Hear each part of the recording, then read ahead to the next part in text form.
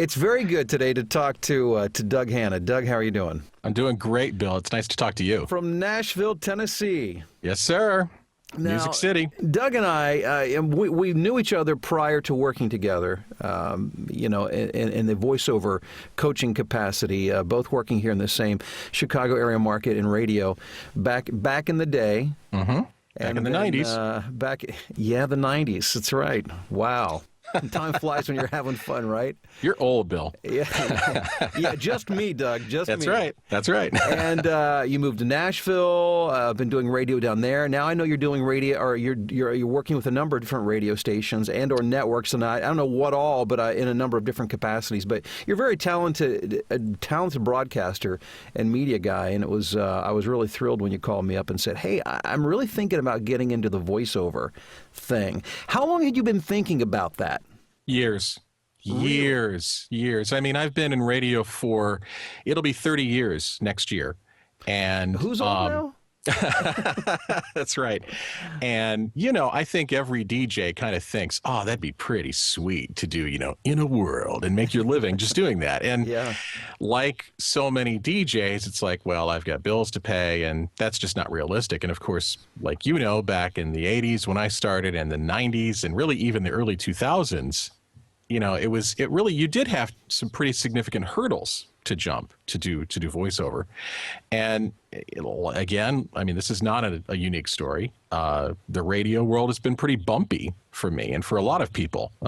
Jobs have come and gone. I think I've had, in the last 10 years, 3 or 4 full-time radio jobs, and they've come and gone. And so it's just, at some point you go, okay, I need to stop dreaming and start taking steps. And that was when I decided, you were going to be my first step to call you, because I knew I needed some good coaching, and I knew I needed a good demo. And so that's why I called you. And that was, I guess, about 2 months ago now. Yeah, well, and I was thrilled when you did. And the reason, Doug, I wanted to have this conversation and to allow others to listen to what we have to say is because I think you're a great example. I love it when somebody not only contacts me and says, hey, I need help. A lot of people do that, but not everybody then takes that information and then runs with it and begins to implement it. And as I've said it before, I'll say it again, there is no quick fix here. There's no silver bullet that you start this today and then tomorrow everything falls into place magically and you're rich beyond your wildest dream. It's not that kind. It's a process, as in building any kind of business. But you're doing the hard work, and I wanted to talk to you to get some insight into that, what your story has been, to be an encouragement for people who are just really either are getting started from scratch, or maybe they've been back and forth for a while and they've tried it, they stopped, they tried it, they stopped, and they just don't understand, where they're going wrong or maybe what's required. And sometimes the answer is as simple as, well, you just got to keep doing, what you're doing. But let's start at the beginning. You contacted me and you realized early on that you needed a demo. Now, I'm very curious to hear your take, your feedback, your reflections on what you anticipated, or maybe even prior to our conversations about a demo or what would be required, and what the actual experience was like for you. It's one of those things where I liken it to watching a professional, let's say a professional baseball game, or maybe you're watching a coach break down tape of a hitting coach breaking down tape of a hitter. And you can look at what the coach is saying about the hitter and all the adjustments he needs to make, lower the bat or keep your shoulders straight or get the hips moved over. And I can watch the hitting coach direct the batter in that way and understand up here exactly what needs to be done to knock the ball out of the park, at a 400 batting average. Actually sitting down and doing that, actually having that 95-mile-an-hour fastball coming at me and hitting it, whole different matter. And that was what I found when I got my coaching from you. I knew as a lifelong radio guy that I needed to break out of the announcer mold. I knew I needed to get out of the, hand over the ear, classic DJ sound. I knew that was not going to take me anywhere. I knew that was not what people wanted. I knew I wasn't going to have success if I couldn't break out of that. But I didn't really know how to do that. And that was, I think, the first biggest thing that I got from the coaching from you and from the demo. And one of the great things, I'll just say this straight to the camera for anybody watching, one of the great things about Bill is that he doesn't just explain it to you in like these concepts that are hard to figure out. He doesn't go, I'm looking for more natural. he walks you through it. And that was what I needed. That was really what I needed. Natural to me meant one thing, but to a casting director or to someone looking to hire an audiobook narrator, natural might mean something else. And in your world now, you understood that, and I didn't. So that was probably the biggest eye-opener for me. Well, thanks for your kind words, first of all. And you took to it very quickly, but I think you pointed out something really important, and that is, it's one thing you can read about something or even know about it in your head. And in my world, I remember growing up loving to play golf and subscribing to Golf Magazine and reading all the articles on how to do it. And like you said, technically, how to align your body, where your hips should be, where your right elbow should be on the back, so all those things. But when you go out to do it without somebody saying, well, wait a minute, here's your problem, or here's what you need to do, it's a completely different animal. So were there any big surprises as you began to read scripts, as I began to give you feedback? I mean, were there any big revelations? For me personally, the biggest revelation was that I had it in me, because I felt a little bit like I was a left-hander trying to learn how to do something right-handed. I felt a little bit like there's no way I can learn this. I either have it or I don't, was what I thought. And with some coaching and with some intentionality on working on some of the habits that I had, I found that I could come up with reads that sounded unbelievably natural, that sounded exactly like what the script was calling for. I could look at a piece of copy and go, I think I know what that needs to be, and then take a crack at it and maybe come close. But I didn't think I could achieve it. And that was the biggest eye-opener for me, was the coaching showed me, yeah, you can. You just have to be persistent, and you have to be willing to, you've taught the 3 swings technique in your videos, and that's something I've really used. And then the other thing that was funny to me, kind of an inside story about our coaching, one technique that you taught me that always worked for some reason was to have me do the over-the-top, super crazy high energy read, and then immediately go into the read you're trying to capture on tape. And that, for whatever reason, for me, always did the trick. And I've done that a few times in auditions, where I've just kind of made myself alone in a room go, crazy on some PSA and then do the real read. So, yeah. And your wife knocks on the door. Everything okay in there? Yeah, honey, I'm just preparing for an audition. That's all. Yeah. It's all good. Before we started recording this interview, you said something which I think was so important. And the way you said it was my interpretation was if you thought you were unique in this feeling, I don't know that inadequate is the word that you use, but confidence, I think maybe was the word you used. Not self-confident. Not self-confident, right, yeah, and thinking, I just don't know that I can do this. For what it's worth, and for anybody who's listening to this, that is so universal across the board. I don't care who you are, where you come from, how talented you are. There are very few people who start this, and myself included, who thought, oh, no problem, I've got what it takes. There's always that big burning questions like, I don't know. I'd love to do it. Can I do it? And most people, if you've got if you have communication skills, I'm not talking about great voice, which is what people stereotypically think of when they think of voice talent. And if you're coachable, most people can be molded and pointed and moved in the right direction to be able to do this, and make money doing it. So for what it's worth, for anybody listening thinking, I just don't know that I can do that. Well, chances are you probably can, at least if you're a good communicator, you can.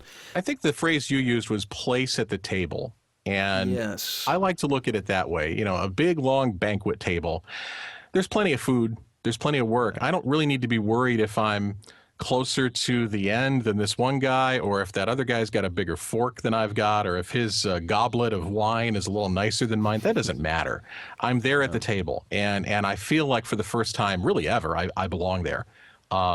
It doesn't mean I'm going to... It doesn't mean I'm going to win every job. It doesn't mean that I'm going to be the best, whatever that means. It just means that there's a place for me if I'm willing to work for it. And I think that's the key thing that's really the light bulb has come on for me in the last few months. And the market continues to expand, meaning there are more and more opportunities for those who are willing to do the hard work of going after it. Let's talk about the hard work. And again, that's really the main reason I wanted to talk to you, because you are doing the hard work. So we recorded your demo. So you had your main tool. I'm going to guess that you are both excited and a little nervous at the same time. Yep. At that point. And also you were using the VoiceOver Playbook. a marketing tutorial to get some of that information, so you knew basically what to do. So talk to me about the experience of actually stepping off the deep end, or out into the deep end, into the great abyss, the great voiceover abyss. Yep. On a wing of prayer. It really was. Just a small bit of background, just so that people understand the context here. I am neither a person that is consumed with the responsibilities of a full-time job. I don't have a daily 9-to-5 job, nor am I somebody who has all day to devote to this. I have a number of freelance and part-time things that I do, just sort of scattered about. So I, like someone with a full-time job, I do have to find time to do this. I don't just get up in the morning and go, well, it's time to try to get work today. It's so, lest anyone think that's a luxury that I enjoy. It's not true. I don't. Many days I have many things going on that I have to make sure I get done, in addition to seeking out new voiceover work. And as the hope is, the more time I spend seeking work and auditioning and doing those kinds of things now, the more actual voiceover work will come. But the process for me was exhilarating at first. I found a place where I could create my own basic website that showed off my demo. I pay them $10 a month. I did it myself. It's a very basic website at DougHanna.com, and all it does. Basic really is what you need. That was all I wanted. I did not want to get into a bunch of backstory. As I have more and more demos to put up, I'm going to put more and more of those up there. But that's the purpose of the site. And one day it'll be better than it is right now. But right now, it was good enough, and that's what I needed to do. So I could point people to it and go, with one click, you can listen. And that was the number one thing I did after I got the demo done. In fact, the day I got the demo, that website was up. And then the process of going, okay, now I just need to start working and sending out emails to, boy, everybody, casting directors, ad agencies, production companies. In the last couple of months, I've sent out hundreds. I've lost count of emails that I've sent out, just letting them know what I do, that I'm here, that I do work for them, and just repeatedly going through that process. And Bill, for about a week and a half, maybe 10 days, it was exhilarating. And then after about the 9th day of sending out all these emails, and 99% of them not coming back with any response at all, or the response being, thanks, but no thanks, I started to get discouraged. I started to go, maybe there's something I'm not doing right. The old self-doubt kicked in. And that was when I just had to simply say, that doesn't matter. That's not a voice I can choose to listen to right now. I have to keep pressing on and sticking with the plan. And I would just get little nuggets, little crumbs that would come my way. I'd get a particular ad agency that would go, hey, I like what you do. Let me feed you this job and see if you can audition for this one. And I've gotten a couple of those, and I haven't gotten some of them.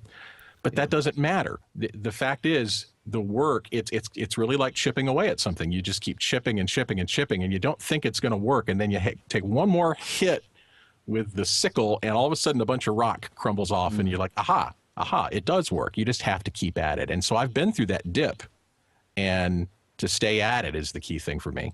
Have you read the Seth, is it Godin? You know who I'm talking about? Godin. Yeah, Seth Godin. Yeah, The Dip. Yep. Yeah, that's by the way, if you haven't read that, that's a great book, because it doesn't matter what you do, what area you're looking to excel in.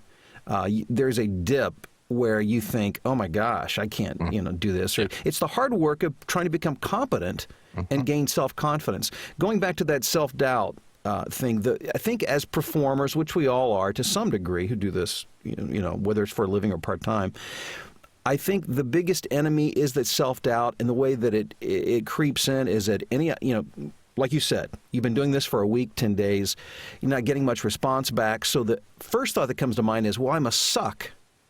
I mean, that's always the first, I remember when I was first getting started, well, I must not have what it takes. Well, that may or may not be the case. At this point, we know it's not the case with you, because you knew, we talked about it, we'd worked on, you had the basic skill set to begin with. It was just a matter of pointing you and kind of refining you in the right direction. And the reason I say it may or may not be is because, and for people who are listening, if you don't have the proper preparation, you may not be ready to go to market. So you have to be careful how you judge things. It may be, maybe I'm not ready yet, or it may be, I am ready, but I just haven't done this enough yet. So if you've had the proper preparation and evaluation, you got the right tools, then at some point you just have to say, okay, I'm good enough and I've got what I need. And like you just keep chipping away. So talk to what kind of, and I know, it's only been, like you said, a couple months. Has it been that long? It's been since I got fully active into this, about 6 weeks. 6 weeks. So what kind of work have you been doing? I have 13 audiobooks. Now, Really? 13? I do. I'm all? pat. Is that all? Yeah, I know. I'm padding the stats a little bit. In full disclosure here, I had one author, but this is a real guy. This is not some guy who's just blowing smoke. We've got a contract. We've agreed to it. He just became enamored with my voice. He heard a couple of audiobook auditions that I've done. Why wouldn't he? Well, hey, I mean, right? So, but he just was like, I want you for my books. I'm going to do 20 of them. They're not long books, but I want you to be the guy, and let's work it out. So we did. So I'll be working over the course of the rest of this year, 13 different audiobooks. And then after those, it's 3 for other authors that I'm working on right now. They'll be finished this month. And then 10 more for this one guy. And then if he wants me to do more, I'll do more. That's phenomenal, by the way. Congratulations. It really just kind of fell in my lap. I feel very fortunate, very blessed that happened. But yeah, thank you. It's been exciting to see that happen. And I didn't have some crazy network that I went through. I went to ACX and just started sending out the auditions, and I managed to get some work that way. And yes, I got turned down for a bunch too. I've submitted dozens of auditions over there, dozens, and the vast majority of which I don't get, but I do get some, and that's the key thing. I have been able to have a lot of success so far. The work is just now starting to come in because I just have connected with these folks, but there's a number of the, I don't know what the classification is for these, Bill, but the websites that have talent rosters. Right, yeah. Talent roster? Yeah, they're like high volume. They do a lot of like cable television and radio stations and that kind of work. That's right. And I've been intentional about getting in a hold of a number of them. And in some cases, I've been able to get on the rosters and get actively recruited and searching out work. And a lot of times in the cases of these websites or these jobs that come in, they are auditions. I don't always get the job, right, but I just look at it as I get an opportunity to swing the bat. And if I can be there doing that, rather than just kind of sitting around waiting for the phone to ring, waiting for the email to pop up, then that's a good thing. The other point I want to make is I think it is important to have a fairly diverse set of skills. Some people are really good at copywriting and they can offer that as part of their portfolio. Other people might be good at something else.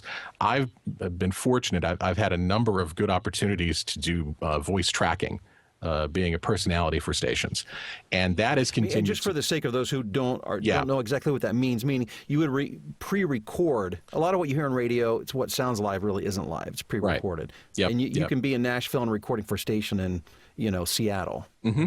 And part of one of the things I do, even independent of the voice work, is I'm on Sirius XM satellite radio every day as a personality, and so I've had the chance to do some of that. New work has come my way along that line. You mentioned, got to give a plug for the channel. It's The Message, Channel 63. There you go. Yep. So that's where I'm at, and so I've had opportunities to be on. In fact, just today, agreed to an arrangement with. It's a top 10 market. That's all I can really say right now. So those opportunities may not be something everyone has or wants. I have not pursued those. In fact, I've been intentional about not pursuing those. I've not made that something that I'm going to go out to try to find. But if they come, I will do them as part of the bundle of what I do. Right. And so that's kept me fairly busy over the last several weeks, all those opportunities, the work that I've been doing and the audiobooks and more commercials. I'm especially interested in getting more of the e-learning and corporate narration. And that's still a nut I have to crack. I've been chasing that stuff and it hasn't quite happened yet, but that's something I'd like to do more of. And you will. There's a lot of that work out there, and as you begin to develop relationships with these multimedia production companies, that's a lot of the work that's coming through there. So once once there are a few of those companies that begin to work with you, and there will be, I'm confident of that, more and more of that work will begin coming your way. And this is really exciting. Let me share this as hopefully an encouragement to you, anybody who may be listening, is that a lot of this work a lot of the work that you've done in promoting and marketing yourself, where you haven't heard anything back, that doesn't mean you won't hear anything back. I literally, just from personal example, I'll get calls years after I've contacted a production company. I mean, that's not unusual at all. So it's even the seed that you've sown, and it is sowing and reaping, some of that, most of that, as you said, you'll never hear back. Yeah. And it's not you, it's just the way it is. That's the way the market works. But some things that you may have already written off are still out there, and it's a matter of timing. At some point, they're going to need somebody, and they're going to go back and listen to your demo and say, Doug Hannah's the guy. I think about when you say that story, I believe that to be true, and you have to see value in just the process itself. Yeah. But there was a guy at a fairly large. In fact, when I saw the website, I was a little bit intimidated. It was a fairly large advertising agency, and I thought, it was real slick, and I was like, this is big time. I'm going to send him my demo from here in Nashville. Okay, sure, right. But I did. I sent it, and the guy wrote back about 2 minutes later and said, hey, I don't really know what's going to be happening here, but I've got this little thing we're working on. I don't know if it's going to become anything. Would you be willing to just do this little sample for me? And of course, it was free. And of course, I did it. I was just like, yeah, I'll do it. I think you have to. And it didn't turn into anything, but who knows? Yet. I mean, now there's a guy in New York City that remembered I was the guy that got a hold of him, and he gave me a sample, and I did it. And it didn't turn into anything, but one day it might. And I think you have to be willing, that spirit of generosity, just being willing to say, sure, I'll give it a shot. Sure, I can help you out with that. Not giving away the store, but being willing to go ahead and kind of, lay down your objections a little bit and your pride a little bit and just say, sure, I'm willing to take a crack at that. If it's a small, I've done little cable spots that I've done a number of those so far, little cable TV things that run during infomercials. I've been doing those. Yeah. It's not a big deal. It doesn't pay very much, but it's, what is it you say? It's a volume business. I think it is a volume business. That really comes home to roost, just to say, okay, you have to be willing to just keep doing and keep doing and keep doing. And again, and not to beat a dead horse, but I just think this is so important, and to hear you share this just confirms to me, as well as my own experience and those that I work with, is that it takes, this idea of gestation, or, of sowing seed and allowing it, giving it its due time, because some, shows immediate results, some don't. But I've had several clients that literally one of my agents in Europe, I was with them for years before I got my first gig. And now I get work 3 or 4 jobs a week from that agency, including the Chevrolet thing that I just did. Yeah, you're the voice of Chevy in Europe, right? I am. I'm the guy at the end, the Chevrolet Find New Roads guy. Wow. 4 words. Thank you. Thank you very much. But my point was, it took me years to get my first job with that agent. So I say that to say, never write anything off. Never think that the work and the perspiration and the doubt is for naught, because you never know. But if you keep doing, like you said, value the process. If you can value that. I feel like a preacher when I start saying this stuff, but friends, value the process. Exactly. But it's so true. Yeah. And if you can value the process, and it may not put dollars in your, most of us, we're human. I mean, we want to see immediate results, and if we don't, we think, well, it's not a value. And Doug, your story just illustrates that could not be, less true. It's very valuable, and you haven't even seen the full. Even if what you've done now, you've not yet seen the full result of. And I'm not anything special, and I'm not being self-deprecating when I say that. This is not self-doubt talking. I'm not anything special. I'm a radio guy. I'm a white, middle-aged radio guy. I don't do characters. I don't do accents. I'm not particularly versatile. Now, if any casting directors are watching, don't take that the wrong way. But I'm not. I don't launch into I'm not the man of 1,000 voices. I'm a narrator. I can give empathy when I need to. I can be gentle or hard sell if I need to. But I'm not this person. I used to think, well, I'm not a female, or I don't have this unique kind of voice, or I don't have the young guy voice, or I don't have the deep. I don't have any of those things. I'm just kind of in the middle, and yet I'm still able to get out there and mix it up and find things that I can do. And there's going to be more of that for me down the road, not less, as long as I'm willing to keep the process of getting my name out there. And so I think for anybody that might think that's their thing, well, I don't have anything unique. Yeah, you do. It's just a matter of being willing to get the coaching you need. I think you can't overlook that step. You don't just get to walk in and just kind of make it up. You have to get some help. But then once you've done that, being willing to just tell people who you are and that you can do this. And eventually it comes. It takes time, and who knows how much, but it does happen. Doug, you're a great example of that, and again, that's why I wanted to talk to you today. And I'm sure this will be a great encouragement to many who say, "Okay, yeah, that's what I needed to hear, because I just don't understand why things didn't happen exactly the way that I thought they would." Well, and this is what I talk about, the non-glamorous, non-glitzy. This is not sexy stuff that we're doing. I mean, this is the grind. And if I have a message, and I almost feel this is my message, is forget what you've been told. This idea that, you record this demo, you get an agent, and then, they start sending a limo to your house, and you wait for the big break to happen. It doesn't work that way. This is the way it works. You want a career in voiceover? Listen to Doug Hannah. That's the way it works. That's what you do.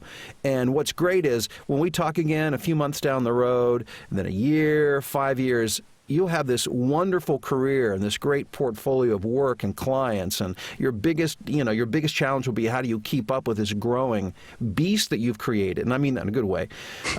So anyhow, I appreciate your time and your sharing, and I just think you're such a great example of what it takes to really make things happen, and you keep doing what you're doing, and it's all good. Well, thank you for the encouragement and the coaching, because there's no way I could have started it without your help. So thank you.